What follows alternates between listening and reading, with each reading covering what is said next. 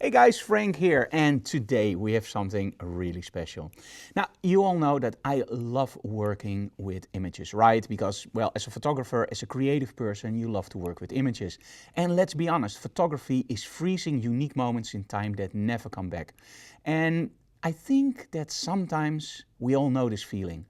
You take an image, you come home and it's slightly out of focus. It's a little bit blurred, or maybe there's a situation where there's a lot of noise. Now, let's see hands. How many of you people actually deleted images because you thought, well, this isn't savable? And how many of those images were from your loved ones, or maybe situations that indeed will never come back again? For my work, for example, I have to shoot sometimes in very difficult situations, like for example the Concertgebouw in Amsterdam, where the light is very, very horrible for photography. So there's a lot of noise. ISO 64000, no problem at all. Noise, it can be a problem if you want to print large, right? But there's a solution for this. Now, we all know artificial intelligence, right? And nowadays it's everywhere. And most of the time it's more a label like, hey, if I put on artificial intelligence, a little bit like the .com, everybody will love it. But sometimes there's also software where you go like, wow, I have to pick up my jaw from the floor. Today, I'm going to show you one of those solutions. Today, I want to show you Topaz Photo AI. Are you sitting? Because this one will literally blow your mind. At least it did for me. Okay, so let's switch over to the laptop and let's start with this image. Now, this was shot during a trip from us to the Doorhof, and that's very close to our home, so we are there sometimes, and it's a beautiful location. So in this case, I could have come back and did the shot again. So what is wrong with this shot? Well, when you look at it like this, there's not really something wrong, but let's say if we go to 100%. And this was shot on my phone, and as you can see here, it's not 100% sharp, and it's a little bit blurry, and maybe this is one of those shots where you go like, yeah, it's nice for my memory, but I don't want to save this one. Well, let's see what the magic did. So I'm going to take this slider, I have it now on split. There we go, now look at this. Now I see something that is literally a lot better. But this is just the auto setting, and there's something that I really like about this software. I'm going to show you that now. So the first thing you will see is actually that you have a sort of autopilot on the right side. This is something that will start up every time you open up an image, and it does a pretty good job. But of course you can fine tune it, and that's what we want to do, right? We want to fine tune stuff. So what do we have? We have raw remove noise. Well, in this case, I don't see any noise, so that's awesome. And we have sharpen and recover face. Now in this case, I only need sharpen. So let's open this up. And let's see what it did. It detected motion blur and it did a very moderate strength. Now, I always love to see what happens when you put it full blast, right? In most cases, it will introduce a lot of artifacts, things that you don't want in your image, and it just doesn't look right. So let's see what happens here. Let's put it on 100%, why not? Okay, no artifacts, a little bit of ringing here, but that's okay. Let's open up the clarity. And there we go, maybe back down the strength. And that looks a lot better. And a little bit less on the clarity. There we go. This I really like. But there's something else, and maybe you noticed this already. Do you see the water? The water doesn't respond to anything that I do. And that's great, because we all love bokeh on the back, right? The autofocus areas, those should be soft and those should be smooth. And when you start adding stuff, like for example sharpness, you don't really help yourself out with the bokeh. It will look very, very nasty. And masking, well, we can do masking in Photoshop, but it takes time, right? Now watch this. There is a little slider here, subject only, and it already did the masking for us. So now when I turn this off, you can see that it also works on the water. And in this case, I don't really like it in the water. But when I do this, this is what I like. It really jumps out. So images that are slightly out of focus, no problem. But what if you miss the focus point? Like for example, a close-up of a flower. Like this one. Well, it doesn't really look bad, but I would love to see a little bit more sharpness over here. Oh, there we go. This was the auto setting. Look at this. So now when I turn it back, it's pretty soft. When I open it up, look at that. But again, let's see how far we can push this. Let's go all the way up. And let's go all the way up here. And let's see. There we go. Now look at those water droplets. I really, really like this. It shows me detail that I didn't see before. And again, subject only, or also the backdrop. And now look what it does to the bouquet. I really don't like this. It's too rough. But when I disable that, oh, there we go. Now it pops like crazy. You can even enhance the resolution. Let's try what happens there. So you can do high fidelity, graphics, low resolution, and suppress noise. In all honesty, in these kinds of shots, I don't really see a big difference. I'm mostly totally flabbergasted by what sharpen does. But you can always try this out on lower resolution images. It's supposed to do a really lot for those images. Okay, there we go. So I missed the focus point here, but hey, actually, now it looks pretty okay. But what if you actually nailed the focus point perfectly and you just want to add some three-dimensionality in your image? Let's go to this one. And again, this is 100% zoomed in. Let's just go back to fill so you can see what I shot. So this is the filled image, and let's go to 100%. And this one looks okay, right? It doesn't really look bad, but wait until the autopilot is done. And there we go. Look at the difference. There's hardly any difference, right? So this one is perfect, but can I still enhance it? Of course. Let's set the slider in the middle so you can see the difference. Let's go for sharpen. And let's first just do the autopilot version. There we go, just a little bit. But what if I want those water droplets to be more three-dimensional? Of course, add some strength, add some clarity. And there we go, look at this, it just pops into focus. Wow. And I can tell you already, this is so highly addictive. You just want to do this on all your images because you think you nailed the focus, you think you have a razor sharp image, and you do something like this and you go like, wow, that's better. But hey, I'm not really a flower photographer, right? I'm more into fashion. And of course with fashion we don't miss focus. Sometimes we do miss focus, but most of all we don't want to miss focus. So what if I use one of my fashion images? Now of course I didn't choose one that I shot with strobes. This one was shot with Claudia during a workshop where we actually used continuous lighting. And the lighting wasn't that bright, so that meant that we have a lot of noise in the image. Now of course my Sony camera is pretty good with noise, so I don't have a lot of annoying noise. It actually looks pretty okay. But what happens if we take that out? Well, the first thing you might notice, like, hey, okay, we're just gonna take noise out. So let's do that first. So let's disable sharpen for now and just remove the noise.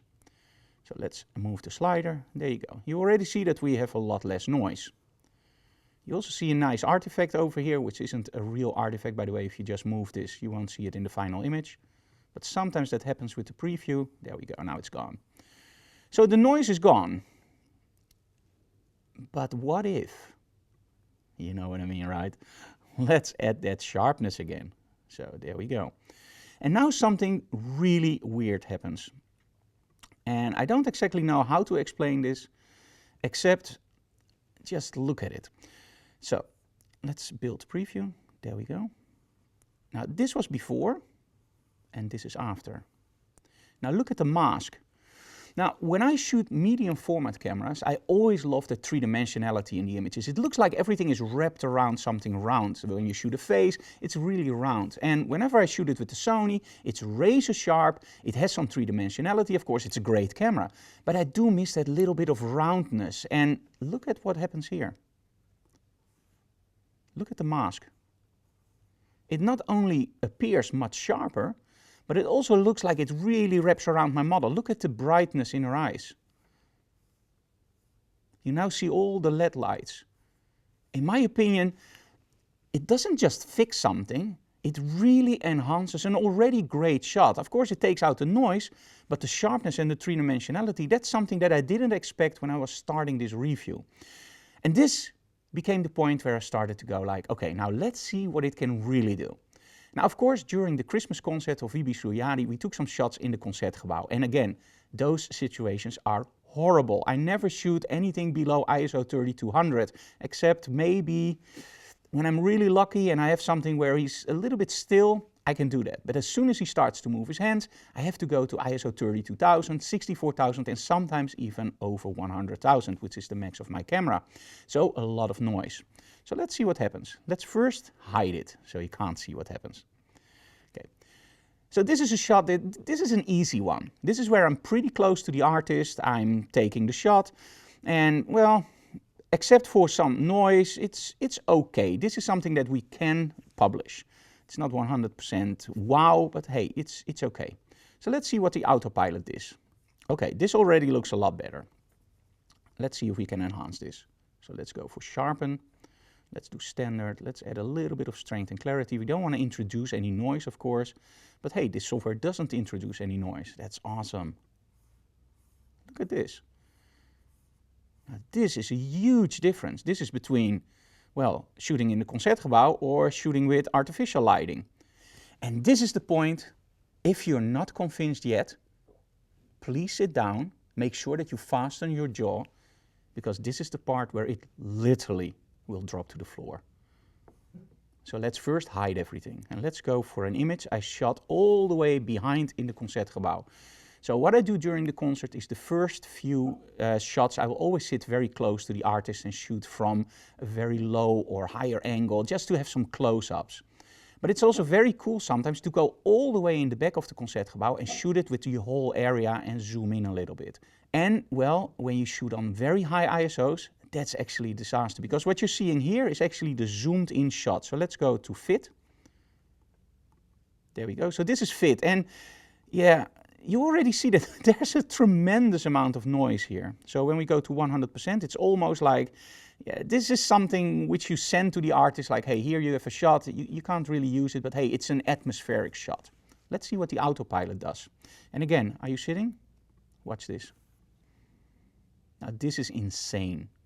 I know there's a lot of stuff that puts labels on everything, like this will really improve your images. Something like this, I've never seen before. This will literally change the way that I shoot my images during live concerts.